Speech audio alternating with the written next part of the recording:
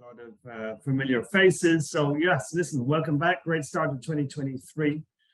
This is the third workshop in the series. And in the last session, we explored the scope of our sustainability programs, and the objective now is to take it to defining basically specific targets to the material issues that we have identified and you guys maybe have been working through over the last period. So in this workshop, we're going to be specifically setting some targets and implementing the sustainability plan. Just moving on. So for those of you new to this series, I'm going to introduce my colleagues. So we have the fabulous Amy Munro and Isaac Murray from the Toolbox. And also, again, thank you very much, Ingrid, for taking time out to joining us here. And of course, along with the ANOC team, we're going to work through this session with you all, including the breakout sessions.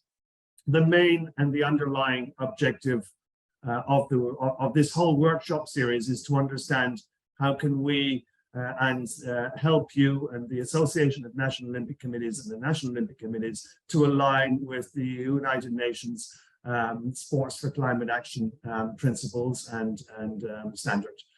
So this standard provides 5 specific principles which guide us and which should make up a comprehensive sustainability plan, which would see you addressing each one of these 5 basic principles at least as you put your program in place. So just moving on to the next slide. What is the sustainability plan? It's basically your roadmap. It should cover all of the main objectives that you want to deliver to specific desired outcomes.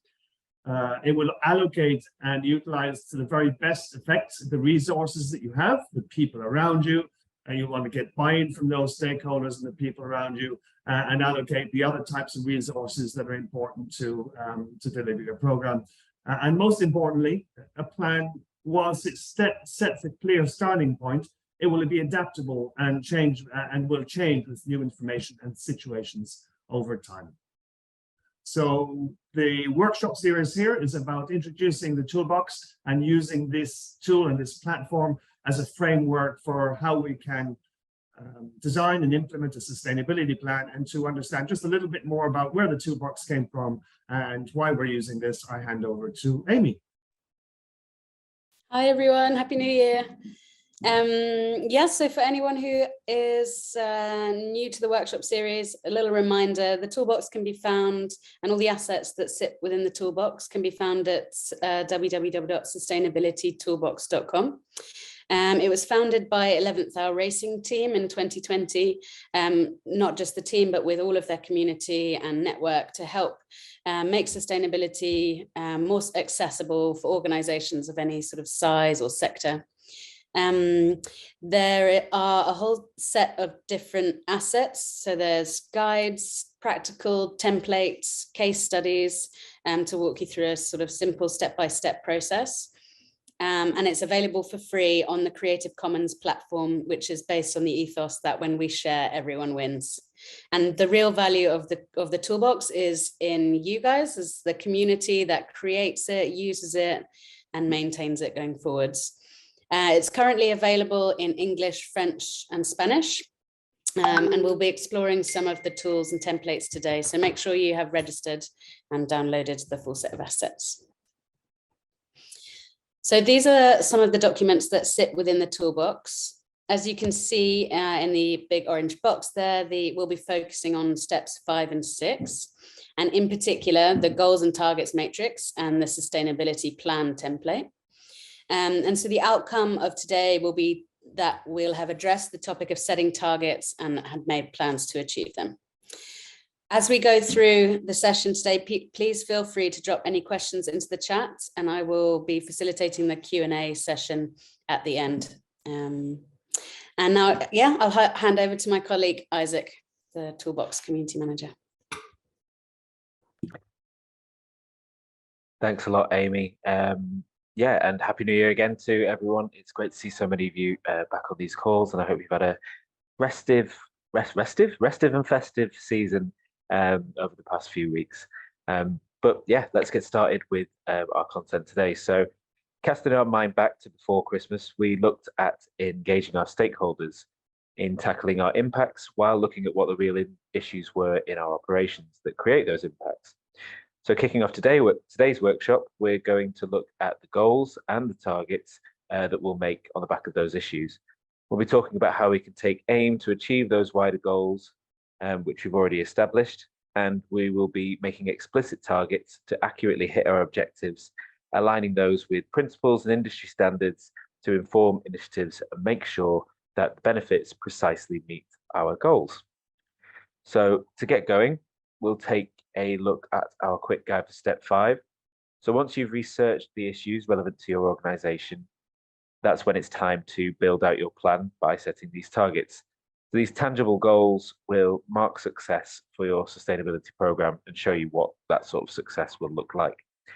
So in this step, we will be drafting our goals against the issues we've identified in step 4. We'll be making specific targets, ensuring they're SMART. So that's S-M-A-R-T, and we'll be coming on to what that stands for shortly. We'll be setting our targets with our stakeholders to get their views and approval. So remember, we should be continuously engaging with our stakeholders throughout our sustainability program, throughout the implementation of it, and aligning our goals and targets with industry standards, as just mentioned. So remember, we're not trying to transform every aspect of our organization overnight. We want to keep our targets relevant to the areas that we have direct control over or that we have influence over. Your goals and targets will be indicators of the standard or level that your organization wants to strive to achieve, and those targets should work for what your organization's goals and ambitions are. So this step only has one template, and that is the goals and targets template. Alongside the template is a quick guide, case studies, and a how-to guide. And all these resources have been put together in the sustainability handbook that we've made for this webinar series. If you haven't downloaded it yet, please go to the ANOC Sustainability webpage. It's all there for you. And yeah, explore the tools there. I think Amy will put the link in the chat now as well if you want to download it there. So let's look at the template in a little bit more detail. So there are a number of columns in the template, and the first will be the principles, goals, and objectives, which will help you structure your targets. And then we can create the specific targets to ensure that we're aiming for either a quantitative or qualitative end in the fourth column there. And again, these will give you an idea of what success should look like in your organization. Targets should be SMART, as I said before. So SMART stands for 5 characteristics. They're there at the bottom right hand of your screen. They should be specific with a level of detail. They should be measurable in that they can be quantified, measured numerically, or they can be qualified as measured descriptively. They should be attainable in that they should be realistic for your organization to achieve, and they should be relevant. So they should link back to your issues and that wider vision again. They should also be time bound. So there should be a deadline for the target outline. So you're not continuously chasing it. So you can look at it and see how to improve or how to hit that target a little bit better, or how to tighten things up. The key performance indicators, which are in the next column, will help you realize which output characteristics will help to demonstrate if your target is on track. These are a bit broader than the objectives and principles, but they're often linked to your standards, legal requirements, and your business case as to why you're implementing the sustainability program in the first place. Your targets create a reference for these indicators as well. Each of your targets will go in some way to achieving one or more of these goals, and they can be aligned with industry-specific standards you researched in step 4, and there's a column for that there at the end of the template. So before we dig a little bit deeper and we take some practical action, we want to outline again how the target setting process can contribute to the UNFCCC. Is that too many C's? UNFCCC principles. We have shown here that, of course, it helps meet all 5, but there's a big star there on principle 1, as the process of establishing goals and targets itself will support the systemic change within your organization's sector of operation and influence, and of course cascade beyond that to your beneficiaries. Be sure to check out the handbook for further details on how it will help meet principles 2, 3, 4, and 5. And of course, that handbook will give you guidance on how to achieve those principles as well, and how to tailor your program to achieve those principles.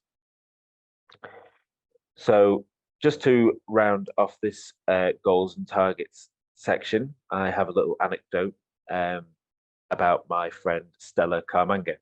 So Stella is a friend of mine who I met in Malawi in 2016. And just before I met her, she was the best female weightlifter in Malawi. She aimed to beat a personal best, and then another personal best, and then another personal best, and eventually she became the best in her country. She was part of the team who were prepared to go to Rio, but unfortunately, due to external circumstances, she couldn't get to Rio in the end. But for me, Stella is still an Olympian because she was driven with that determination of some of the world's best, and she achieved greatness for herself. So the point I'm trying to make here about setting targets is that we don't all need to be going for the world record. It's about our own aims and what we can do for our own NOCs. If we're not reaching for something, then we don't have anything to push for. So that's the reason we set targets. So how did Stella set her targets in a smart way? Well, Stella knew that she wanted to be the nation's best, so that was her specific target. She would do this by lifting the most weight in all 6 Olympic lifting movements, so that was the measurable part of it.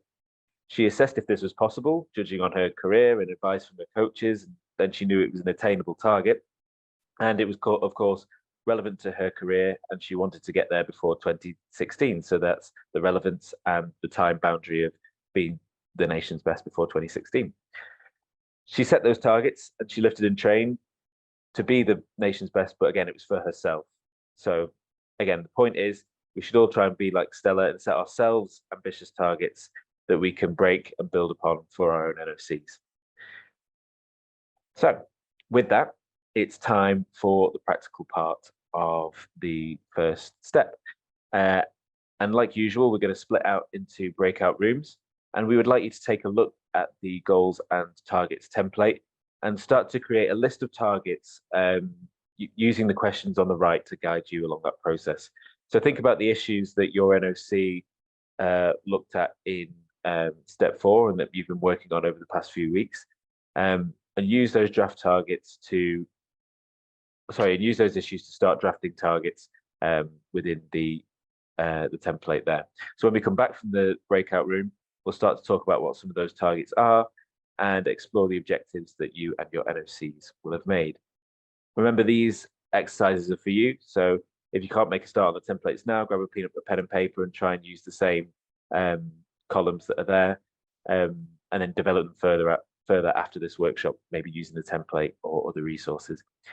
We'll have a facilitator in each breakout room, so please feel free to ask questions and have a bit of an informal question and answer around what targets you're setting. So I'll let Andres break those breakout rooms now, and yeah, I'll see you in there. Hello, everyone, welcome back.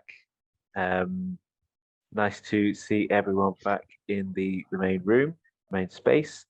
I guess this space, as usual, is for us to have a little bit of discussion about what we learned in those breakout rooms, the kind of things that we saw and we talked about. So I would just like to to open the floor and invite, I guess, some of the facilitators, maybe if they've heard any interesting points in those breakout rooms, maybe to, call on someone. I know we were having a good discussion in our breakout room about the pledges that Kenya and Portugal have made. I wonder if anybody would like to speak to those, Susan or Sophia. No, hey Isaac. Okay, I'll go first, because if Sophia talks, they're really advanced, so I'll have very little to say. As I said, in Kenya, we are really at the beginning stages of our sports policy, sports for climate action policy. So we have some of the targets that we've set for ourselves for this year is one, to join the signatories of the Sports for Climate Action. So it's a target that we've set ourselves in the first quarter of the year. We have to sign the target, but even as before we sign it, we have already made some commitments. One of our targets is to create a national sports policy on sustainability. So that's a project that we've already scheduled that we should be doing, and we've gotten some funding from Olympic Solidarity towards the same. So these workshops are really helping us to still know how we can do some of these things and do it better. So it was very timely that these workshops came through. Then we have set ourselves a target to plant 10,000 trees this year. And how we are achieving that is every project of the NOC, we are planting trees. So we plant, even our members, the sports members, they are encouraged to do that. We provide the seedlings, and then we keep reducing that number so that we see how well we are doing in achieving our target. We have also adopted no paper policy in the secretariat. So as only necessary printing, not very easy to achieve, but I think it's achievable. There are some things that are really not necessary. And so we are trying to do that and just getting everybody aware that this is what we are doing towards towards our sustainability. The other thing is measuring the air quality. There are some equipment that we got, especially used for our athletes, especially where they train in the highlands, where there are trees and just natural heritage. And so that's very important for us, just to ensure that the air quality is good. And that also helps us to know actions to take towards improving the same. Thanks. Yeah, thank you, Susan. Yeah, definitely some great targets in there as part of your wider sustainability policy. And I think, it's really great to see how those targets are smart. So I think in terms of the 10,000 trees, that's a specific target that you set. It's got a number on it. It's measurable because there's going to be 10,000 of them. It's attainable because I guess there's already been kind of the legwork to see if you have the land, the spaces to plant these trees. It's relevant, of course, to sequestering carbon, but also improving the air quality for your athletes. And it's time bound because you want to do it within 1 year. So yeah, it's really interesting to see that those targets are really coming through, and that some of the NOCs already have those. Maybe let's take one more from another breakout room if we've got some time. Does anybody, Damien? I see you. Yeah, I mean, I'd like to defer to Ingrid if she has give Ingrid and Ingrid's group some space. But I do have one. In fact, to Mikael from Sweden. But Ingrid, do you want to? No, our group was really very subdued.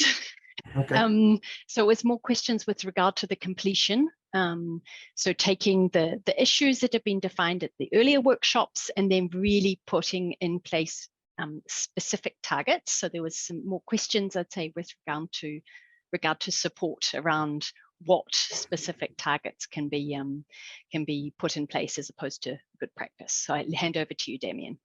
Well, actually, I'm going to hand over straight over to Mikael. I mean, I think it's fantastic. He basically, we had a few technical issues, but then Mikael very nicely filled the space. So I don't know if you can give us a whistle-stop tour of what you're doing there in Sweden, Mikael. Yeah. Shortly, we're into our first measurement of CO2 for the baseline, according to UN, of course. As I told you, Damien, but in place we have like economic sustainability targets. The most valuable that we have is, I think, that 75% of our costs has to go back to operations connected to athletes development and competition preparations. So that means that the administration side has to be maximum 25%. If that's not so, we have to comment on that target. Why didn't we achieve 75%?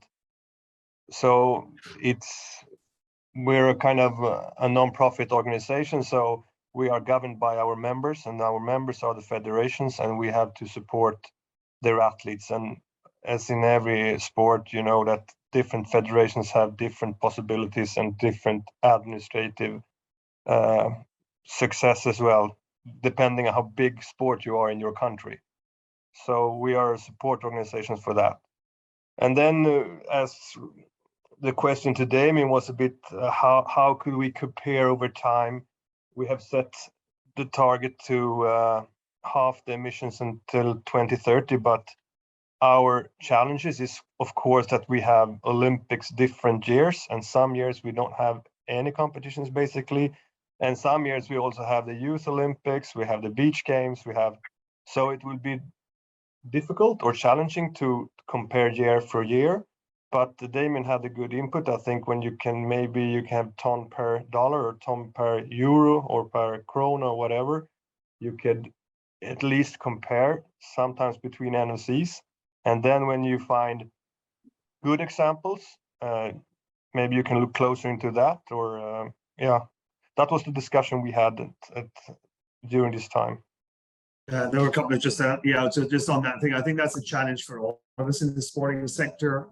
We're not typically businesses that have a linear, consistent trend. It's very much gig based or cyclical based. So again, maybe considering phases where you've got 4 different categories of year: preparation, operation, and then the competing year or the big event year, comparing like for like, and then maybe doing a total. When you're comparing things that aren't like for like, you can consider intensity metrics. In other words, dollar per ton, or people employed per ton, or fans through the stadium per ton. These are different ways of comparing things that aren't necessarily like for like, or maybe even from one event to another, or from one NOC to another. Mikael also talked about, in terms of their targeting finance for athlete development, a lens as to, in terms of inclusivity and diversity, make sure that those kroners are being allocated evenly, or represents the strategies that are in place to support those various groups. And so I think there's a whole range of discussions here, and there were many targets that came up in that breakout. So thank you very much, Mikael, and the rest of you. And I guess we should move on. Yeah, thanks again for those comments. That is a really useful approach. Sort of looking at carbon calculation through a monetary lens instead. But like I say, we are maybe running out of time. I know that Carlos and Mabel wanted to give some input, but we've noticed, and we'll save you for the Q&A, but we'll come back to you there and see if you want to give some input then.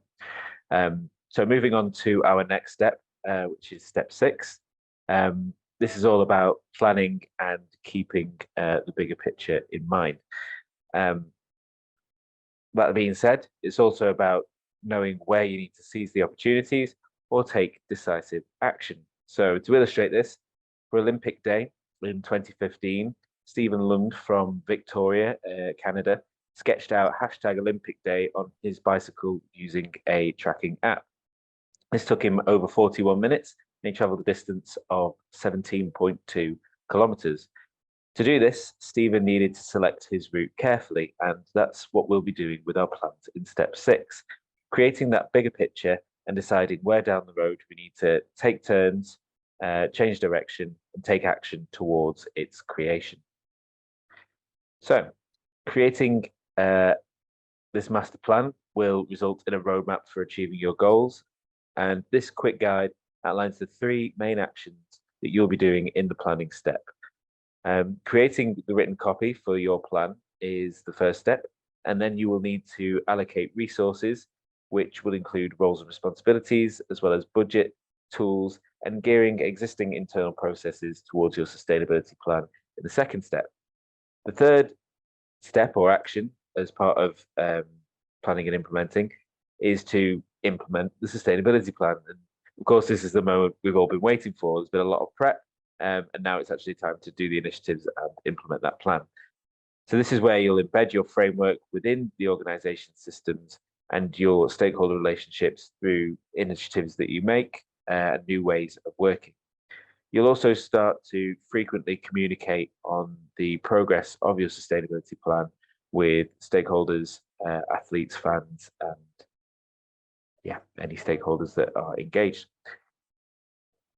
The full catalogue of our resources in step 6 in the next slide is comprises of 3 templates. The main template is the sustainability plan, which we'll be going into shortly. And the internal engagement plan and the sustainable sourcing code are supporting this larger roadmap. At the Toolbox, we do say that sustainable sourcing is really important to these sustainability plan, to the success of your sustainability plan, and working with your stakeholders and suppliers is crucial to that end. So please do take a look at the sustainable sourcing code and see how that can integrate into your sustainability plan too. Again, alongside these templates, we have the quick guides, the case studies, and the how-to guides, and also that UNFCCC handbook that we created for you on the ANOC website. So to look at the template in a bit more detail, the sustainability plan and internal communications plan templates bring together the work that you've done so far, and they build on that sustainability policy you made in step 2, the stakeholder engagement, issues identification, and target setting. Can I have the next slide, please? The sustainability plan will help you record material issues that are in your organization. It will help you describe principles, goals, and objectives, and structure your plan. It'll assign resources to achieve the targets you set in the previous step. It will define roles and responsibilities for who will help deliver the sustainability plan. You'll assess progress against your goals. You'll report and communicate and continuously improve against your targets using this plan. This will help your internal team also to follow the progress and identify where along the axis of change they lie. But also, the documents created in this step will form the communication plan for your stakeholders, your investors, and external auditors who may be coming to check you for certifications and the like. Again, the Sustainable Sourcing Code allows you to use social, ethical, and environmental performance factors in the process of selecting your suppliers. It also acts as a set of compliance specifications for auditing your existing suppliers, investigating your shared activities to reveal if they comply with your sustainability plan or not. Today, we'll just look at the sustainability plan in the practical part of this webinar. But before we do that, we'd just like to make a quick note on the IOC essentials. So of course, our tools are comprehensive and flexible, but they should be used in tandem with other sector-specific resources. And in the Olympics, the IOC essentials assets already available are extremely useful to NOCs. The Sustainability Essentials Guidelines provide valuable information in an easy-to-follow manner, and they will help you and your teams navigate the complexities of the subject of sustainability and develop effective programs for sustainability. For more information about these assets, please get in touch with Julie Duffus. She's the Senior Sustainability Manager at the IOC, and she has more information on these assets. But going back to our templates, we'll just have a quick overview of how the sustainability plan applies to UNFCCC principles. So again, it directly applies to all of the principles because it will be aligning with your whole sustainability plan, which should include all 5 principles. So for the first principle, robust planning and resourcing and accountability structures will help to promote that systemic change. For principle 2, you should make sure that your sustainability plan considers timescales on climate action, reducing your overall climate impacts. In principle 3, you'll describe how you will continue to engage stakeholders to increase participation in your plan and provide those learning resources to help your organization stay on track. and to help your stakeholders stay educated. Principle 4 is all about materials and supply chains. So consider the procedures that you will put into place to execute your new procurement policies, much like the sustainability sourcing code. And to meet Principle 5, key elements of your plan should be published so that stakeholders can follow your progress and so that they can be encouraged to publish their own progress. So before we start making our plans, I know we can't make a whole plan in 10 minutes, but before we go into the template, I just want to make a brief note on adaptability. So this is particularly important about when we think about setting targets and making baselines. We need to remember that the path we design isn't always the one that we take. Sometimes we might not even be able to look far enough down the road to decide what we'll be doing at that juncture or what our targets could be at that juncture. So in recent years, bouldering and sport climbing have become Olympic sports, and this sport is just as much about clever forward thinking and planning as it is about physical strength. You can have all the physical ability you want, or you can have all the resources you want, but without a plan of where to go, you could very quickly become unstuck and not know how to achieve these goals. So the point we're trying to make is that it's about adapting to the landscape as we proceed towards our goal or target. And that's what your sustainability plan should do. It should look at the landscape, and then you should be able to adapt, knowing that lens that you already have. So we're going to go back into our breakout rooms now and have a quick look at the sustainability plan so that you can get more familiar with the template. We'd like you to start drafting, maybe using one or two of the targets you've identified. So maybe for Kenya, it could be, how are you going to implement that 10,000 trees? And try and think of one of those smart targets and how you're going to allocate the resources to address it. Again, we've got those 5 principles on the right to help you think about how you would allocate resources using all of the 5 principles. So we'll go out into the breakout rooms and we will see you in there. Welcome back, everyone. Welcome back. Thank you for participating in that breakout room. I think we have everyone back now. We have, all 53 people on the call. So I'd like to kick off the discussion by inviting anyone to talk about the plans that they have made, what the discussion was in their breakout rooms. Are there any volunteers? Do we have any interesting insights from the breakout rooms? If I may, Isaac, sorry, I have to pop off in a minute. I don't know if Boniface is still with us or you have to go, Boniface. I'm still here, though I'll have to go also. Can you give like 30 seconds? Because I think it's a wonderful example to share. Okay, sure. Thank you so much. Thanks, Ingrid. I was just telling the group, in a breakaway group, that we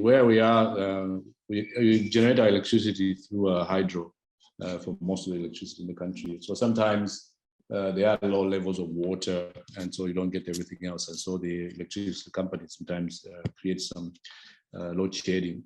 And so that used to affect our communication with our stakeholders and just from the office work around.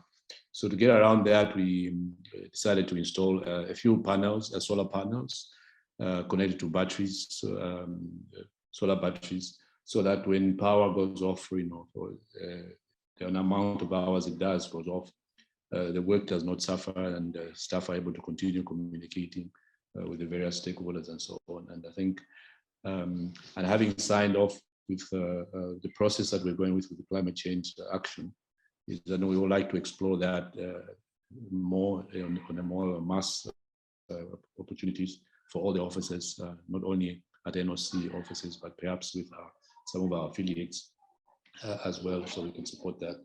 Because I think it does, in the long run, cut costs, but as well as creates continuity in the workforce. Thank you. Thank you, Boniface. And thank you for hanging on to give us that that nice example there. I think now we're going to have to say goodbye to Ingrid, and I realise that we are 10 minutes behind schedule. So I think we'll hold those thoughts on our sustainability plans, and then we'll, if there's anything you want to mention, we'll come back to you in the Q&A session. But for now, because we have our anecdotal evidence of a sustainability plan. We will allow Fahad the floor to speak a little bit to what they've been doing in Qatar, and then we can open the floor for more questions and discussion afterwards. So Fahad, if you will, take it away. Thank you very much, Isaac. And okay, I don't know, do I have a control of the slides, or are you going to control it from your side? Okay. Yeah, so thank you very much for allowing us this opportunity to share with everyone, you know, based on the several session that we had before, this beautiful workshop that definitely enriched our knowledge and understanding about the experience of each and every national federations, and also the effort of the ANOCs and the Toolbox, as well as putting together to, you know, advocate this very important and pivotal element and philosophy of work and sport for our future. So I would like to today just to share with you the project and the initiative that has been implemented here in Qatar. And I would like to start with the introduction, then take you through the strategy map, because sustainability for us was, you know, started as within our vision as an organization, and then we found ways through some of it, you know, got in line with the different stages and the step that we have discussed here in this workshop, and some of it was developed based on best and good practice from all over the different industries. However, the ultimate goal was the same, you know, to achieve sustainability as a culture and as a system and as a governance as well. So, we're going to talk about, I'm going to go quickly about the Qatar Olympic Committee strategy map, which ended last year. Now we're in the middle of the closure of this map, of the strategy, and launching our new one. And we're going to talk about four different elements that we implemented sustainability aspects in it, where it comes to community participation, when it goes to investment, tourism, and environment, and how we looked into facilities and sporting legacy, and as well as sporting excellence. I don't know, can we go to the next slide? Yes. Okay. So a quick look on our strategy map. You know, vision is a very cornerstone. If you look into the sustainability, is a very cornerstone in our vision, that we want to become a leading nation in bringing the world together through sustainable sport development. So everything that we're going to be doing has been doing since 2017 until the let's say the future leading to the Asian Games as well in 2030, is to integrate sustainability in all aspects, either within the Olympic Committee, federations, or even within our partner and stakeholders as well. Coming from the mission, as well as the three different outcomes that we want to bring together. We want to increase the sport participation, either by participating in sport or contributing to the sport sector as well. Live Olympism, how we can bring those Olympic values back to the community, not something that is separate, stays only within a certain segment in the community. No, it should be part of everything that we do. And at the end, also, we need to ensure sports success. To do that, we are working with four main important stakeholders. We work with the community to promote sports for life, which is our slogan in Qatar Olympic Committee, which is sports for life. It's not just for leisure, it's not just for competition, it's a sport for life.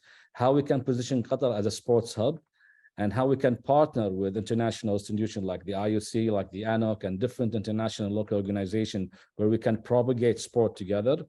And at the end, how we can shake hands and become a catalyst as well with our federations and athletes to help raise the level of sport professionalism. If you go through all of that, you will see there are some set of strategic objectives that's linked to each and every department and the Qatar Olympic Committee, as well as the federations, where we have our annual, we have quarterly and annual meetings where we gather all the data related to that. Each objectives will have some projects and program related to it, and some KPIs as well that connects to it. Most importantly, if you look at the lowest, element, which is the values, it is like the small triangle that everything else balance on it, which is how we can create appreciation, quality, trust and accountability, development and innovation, as the philosophy and culture of our work and implementing our sustainability elements in Qatar Olympic Committee. Next slide, please. Okay, so by executing it in a sporting event, we achieved the ISO certificate 21 to 21 in last year, and to do that we created a new function has been established within the National Olympic Committee in Qatar that's focused on designing, implementing, monitoring, and improving sustainability system by doing a complete overall and look and reform into the sustainability policy, how we can adapt values that should support that, where we can bring standards and procedures and also best practices along the spectrum of different functions. I'm talking finance, HR, procurement, regardless of what function you are, as long as you are in the value chain of the organization, sustainability has to have an element within your objective and within your KPI. The sustainability team in KOC also formed a different relevant department, including the supply chain, which is, I think Isaac mentioned about it, which is extremely important. We extended the requirement of sustainability even to our supply chain, all our vendors, partners, and whoever we deal with to supply us with goods, with services, they also have to adhere, they have to conform to the sustainability standard that we are implementing. Human resource and marketing, also even in information technology. And we're going to come back to that later on when we talk about knowledge management and knowledge preservation, because it's an element and critically when we talk about sustainability, especially when it comes to human knowledge. Our annual calendar for sport program also integrates sustainable standards in each and every event. For example, the standard has been applied completely in the second beach games, the KOC beach games, after the successful ANOC beach game that happens in 2019. Qatar kicked off a new annual event, which is the KOC Beach Games Championship. Consists of 4 games, both gender, males and female, including beach volleyball, handball, basketball, and karate, where they have equal opportunity for female athlete and male athlete to participate. It was a collaboration as well between the different federations, and jointly promoted the importance of preserving water and the impact of our ecological system, with more than 600 players participation. So that was one of the designs that we worked with our marketing team and our sustainability team. If we're going to hold a beach game, how we can bring the water aspect into the picture of the game, how we can preserve it, the life, the flora, the fauna, all the elements that goes around that from an environmental perspective, how we can showcase it. And also we partnered with some of the NGOs here in Qatar, where they came and they distributed, flyers and made some interviews, and we did some good surveys as well from the participant who actually came either from public or the athlete as well. Next. So the steps are very simple. Personally, I'm a favor of lean and simplification, when it comes to executing, because that will help us, promote and push those kind of principles to as much a bigger audience, either it is a public or a professional or non-professional groups. So the first step, which is the pre-event. The most important thing, as I mentioned earlier in some of the toolbox, scoping is critically important, because it defines exactly where you want to be implementing sustainability, because you can easily lose a track. You can have, go outside that boundaries, and normally this causes a lot of inflation in terms of the budget, cost, and some time wasting. So scoping the event was a critical important for us. What we want to do in this event specifically, what are the objectives, setting the KPI based on each and every functional area and subcommittee in the beach games, and developing reporting mechanism. Some subcommittees will require daily reports, for example, like the cleaning.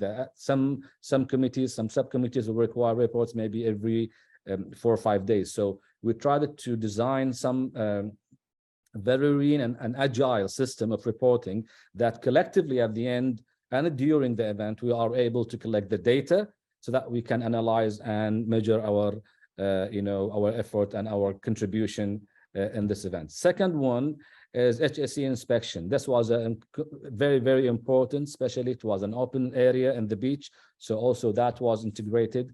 We also integrating with the supply chain and the sponsors. We're obliged to our sustainability standard. Some of them actually changed some of the services and some of the product that they actually were supposed to provide for us.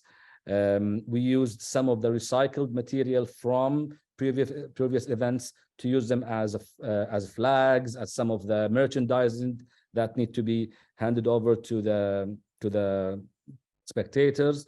And also there was a complete sustainability media plan, because not everyone will come to the event and watch the event, but however, how we're going to be broadcasting it, how the media, what is the story that we're going to be telling about it. All of this issue, all of those elements has been done pre the event. Now, during the event, we created a multifunctional task force and subcommittees, as I mentioned earlier, and we had a daily meeting and a weekly meeting where we can gather all of the feedback, lessons learned, and try to, as much as possible, improve on the next round of competition. A critical part of the beach game was engaging athletes, because normally athletes are the center of any event. People come, but when the athletes themselves become the ambassadors, become the voice, become the advocate of such kind of important principles like sustainability, it touches directly to the community and raises the community values about this important philosophy and concept. So we did that during the event. When it comes to post-event, definitely, as everyone knows, developing a detailed report emphasizing on the lessons learned, the different stages that we went through, and from the post-event survey into the knowledge-based platform. So everything that had happened before, we fed it into. We're actually in the last stages of finalizing the digital data bank of all the feedback that we got from those events, so we can analyze them and get a proper reading, as I mentioned, where we should benchmark and what we should benchmark to, and what's our target based on those benchmark. Without this data, it has been very difficult for us. Finally, we brought also a third eye, an external auditor, that looked into what we did. We might miss some elements here and there, but also bringing a third eye will enable us to spot the light as well in some of the dark area that we could not, for some reason, because all of us were immersed into executing and implementing this event. So that was very, very important element for us to bring an external auditor that benchmark our improvements needed and what things need to be improved as well in the future. Next, please.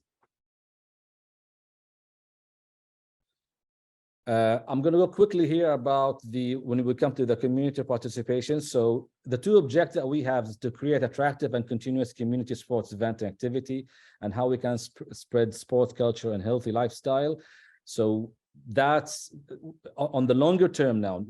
When we talked about not just an event like the beach game, no, this is the calendar, this is the day-to-day work, this is what we wake up in the morning, go to the office and come back again doing, is how we can ensure that the School Olympic program, where we promote sustainability and reach to the grassroots, that's where the seed need to be planted, so that as they grow in their different ages, participating in different federations and different clubs, they have that. It's how we can enhance the content of our website, that we continuously continue to communicate with the public and with the professional sector in sport and others about that important thing. As you all know, Qatar was the first country, maybe one of the first countries in the world, to have the second week of February as a national holiday for sports. Paid, no one goes to work, everyone wear their jerseys, and they just go and participate in sport. And that was a very golden platform for us to promote aspect of sustainability and sport, by saying it's participating in sport by itself is a sustainable initiative. You do it to yourself as a person before you do it to the community and to the public. So that covers the first segment of our goal and the community participation. If you go to the second, please. So when we look into the investment, tourism, and environment, we focused more into the environment, how we can use sport to enable more sustainable environment. So we launch activities with eco-friendly sport that tend to be less damaging to the environment, such as running, outdoor climbing. I think you mentioned the climbing just now. We have now like 3 or 4 spots in Qatar where a lot of people from community in both genders and different age groups actually go and participate in that, cycling and kayaking. So pushing that due also to the geographical nature of Qatar, as a peninsula, we wanted to utilize the water as much as possible so that we push people to be active, but at the same time, be very vigilant to damaging or abusing the environment. Supplier contract as well, I mentioned earlier, it has to be contract to be environmental condition. They might have to, so each and every supplier signs a commitment letter that even during the implementation or the supply, they don't breach that. And we also came up with an innovative recycling method where we recycled, the old flags and banners that happened from the old. We partnered with one of the local designing company here. So we took all the flags that comes and ban on the streets, and we did it as bags, as covers, some here and there. Something went. I think the slide went off. Is that? I think Andres is in control of that. There we go. Back on. Okay, thank you. Thank you. Now the last one is the when it comes to the facilities and sporting legacy. So we launched the Al Furjan fields and stadiums. The neighborhoods, in each neighborhood there's an open area for football and basketball stadium where they are fully powered by solar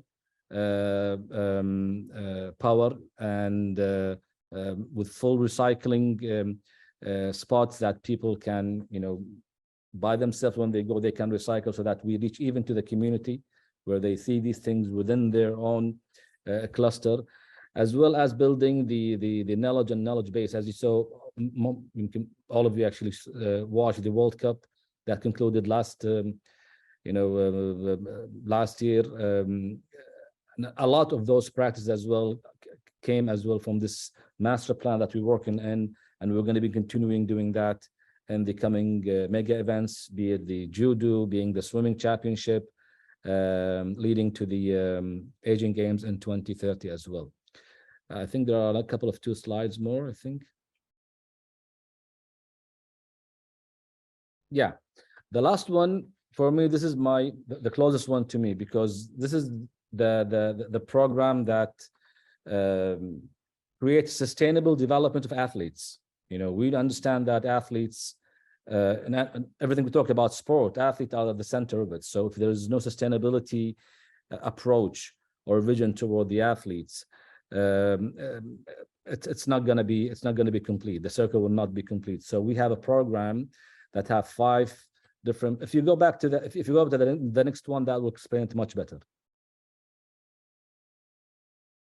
Yes. So this was a 3-year project that we worked in collaboration with Aspire Academy. I believe all of you heard about Aspire Academy. We worked with them to develop a proprietary, framework for Qatar that ensure the development of athletes and each different stages, either from quality play and exploration, going to active participation, and talent development and refinement until achievement and excellence. But most of all, when they retain, how we can maintain the retention of those, athletes from retirement and to remain active. And we are executing this model now, this framework in the first phase with 6 federations. And in 2023 and 2024, this framework will be implemented in all national federations in Qatar, as in our journey to participate in the 2030 Asian Games. So most of the athletes will be organically developed from Qatar as following those 3 different stages of the framework. And the last slide, I think, will show you some of the picture that we had in the beach games, where we can see the female athletes playing together, and also we give some incentives for some, some of the spectators that actually contributed and worked together with us to make this beach game the first one sustainably certified here in Qatar in 2019. And with that, I conclude my presentation. Sorry for taking maybe longer than the time that was allowed to me. Thank you very much for the opportunity.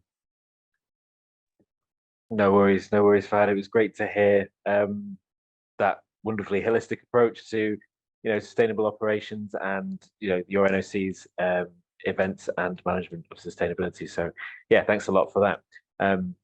But quickly round off before our Q&A session, let's go quickly over what we've looked at today. So we've outlined the key goals and targets to address our issues and standards and created a roadmap for success. We've looked at how to create a sustainability plan, which assigns resources to achieve our targets and defines roles and responsibilities. We've seen that sustainable sourcing and engaging suppliers is key to the success of our sustainability plan. And we've looked at how Qatar NOC's plans have evolved based on practical experience and seen what the great work they've been doing. I'll now leave the floor open for Amy to coordinate the Q&A session. We've got about 5 minutes left. So any questions, any more interesting points, please let us know, and Amy will field those questions. Yeah, please feel free to either drop in the chat or unmute. But I thought maybe we could go to Carlos first to speak a little bit about some of the targets that you were working on. Thank you. Yes, I'm Carlos Villegas from the Sustainability and Development and Legacy Commission of the Colombian Olympic Committee. I just wanted to share with you a target that we have for this year. In Colombia, we celebrate every 4 years the National Games and the Paranational Games. So one very concrete and smart target that we have for this year is to design a procedure to eliminate the use of plastic bottles and paper napkins at the village of the games. So we will work on that procedure, share it with the national federations and the organizing committee, so we can achieve that goal at the end of the games. Thank you. Thank you, Carlos. And Mabel, did you have something to share about your target? Hola, ¿cómo están? Hello. How are you? Thank you so much for giving me the floor. Thank you, Fahad, for your magnificent presentation. I have a question for you, if I may. If I understood correctly, when you presented the program, you mentioned that NGOs also took part in the program.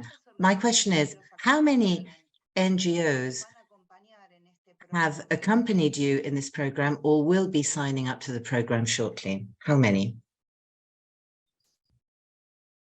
Thank you very much. In the beach game, we only had one NGO.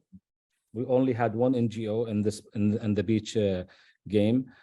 However, now we're working with our partnership department to have a plan where we can include more, even locally and internationally, to come and work with us in the future event. But on the beach game, we had only one NGO. But they were very, very powerful to support us, to be honest.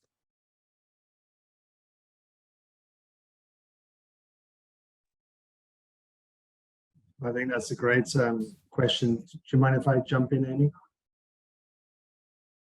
Go ahead. Yeah, actually, when we're thinking about resources and speaking with NOC, I believe from Gambia, and Lini from Iceland, we're talking about resources, financial time, materials and tools, but of course the human resources and where can they come from. So I don't know if Linny from Iceland or ANOC would like to jump in. Oh yes, that was a nice conversation. I don't know if I'm audible. All right, perfect. Resources are also a challenge that we have here in Zambia. And the one way that we intend to address these challenges is working hand in hand with various ministries as well as CSO organizations. Speaking for my country, we have identified 2 key ministries, which is the Ministry of Sports and Youth, as well as the Ministry of Green Economy and Environment.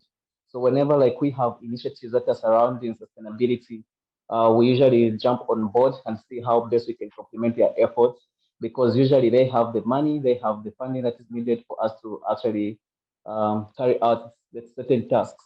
So I feel it is very, very important as we are planning our sustainability plans, as we are drafting them, we're also identifying key stakeholders that we feel we could work hand in hand to achieve our goals and objectives. Thanks, Anik from Zambia. Sorry, I didn't hear correctly. Back to you, Amy. Yeah, I think partnerships are so critical, because often we're working in similar goals and similar spaces, and so instead of duplicating, we can combine efforts. So I think we're coming to the end there. Damien, did you want to wrap it up? Thank you all for your questions. Yeah, Hank, we always seem to run out of time with so much amazing content and interaction, but it's very heartwarming, honestly, be involved with all of you guys and to hear these this amazing work. A special thanks to Fahad and the amazing. I think it's honestly a kind of a standard of quality that you're achieving with a mature program. And it's a great reference point for us all and for everyone certainly on this call. And I know there's the ongoing question: how do we manage to drive the value, and how can ANOC manage to share these lessons? And I know that Andre, Gustavo, and Manuela are working on making that happen. The next workshop is the 15th of February. So that's step 7, tracking progress, thinking about tracking, carbon footprint. How do we recover the information and the data? How do we calculate it? There are many things that you want to track as you start to consider these goals. We talked about that a little bit in this session. In the meantime, you'll obviously receive the YouTube playback, which could be a good reference, and it'll be available on the ANOC website. So yeah, just hand back to Andre, I believe, just to close it up. Thank you all. And actually, I really like Fahad's idea.